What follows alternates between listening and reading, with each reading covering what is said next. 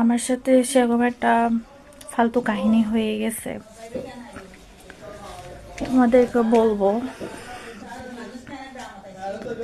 আমি বুঝতেছি না আমি কি করবো।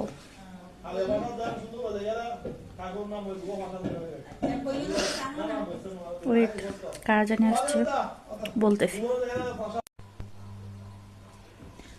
এখন হয়েছে কি, আমি মানে মহাদেবকে স্নান করাতে গেছিলাম।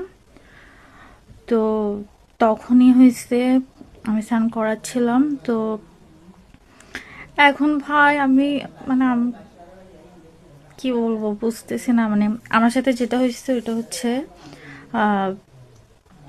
পাশে একটা বালতি ছিল। তো ওখানে তোমার বেলপাতা ছিল।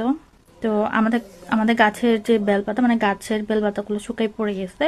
তো বেলপাতা আমরা নিজে থেকে নিয়ে যেতে পারিনি।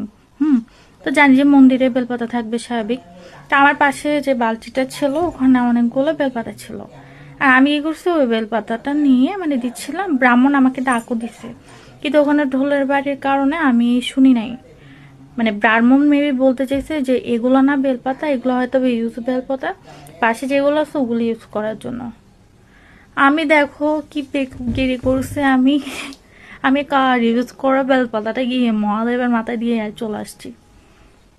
উনি আমাকে ডাকও দিছে, কিন্তু আমি মানে ভালো করে বুঝি নাই যে ঢোল বাজতেছে। মানে আমার ওইটা মানে আমি যখন চলে আসতেছিলাম, এখন ভিডিও করছে না বোন পিছন থেকে, তখন আমি হুট করে খেয়াল করছি যে উনি বারবার আমাকে দেখা দিচ্ছে যে এই সেটের গুলো বেলপাতা দেওয়ার জন্য ওগুলা ওগুলা ওগুলো ইউজ করা। এখন মানে আমার আবার স্নান করাতে হবে মহাদেবকে। থাক, সমস্যা না, 4টা তো প্রহর তাহে। আমি তো 1 প্রহর যদি মন্দিরে করে আর 3 প্রহর ঘরে স্নান করে। তো মহাদেবের কাছে ক্ষমা চেয়ে, আসলে আমি সত্যি বুঝি নাই মানে আওয়াজের কারণে ভালো করে বুঝি। আমি ভিডিওতে দেখতেছি পরে না, আমি অনেক টেনশনে পড়ে গেছি সত্যি বলতে।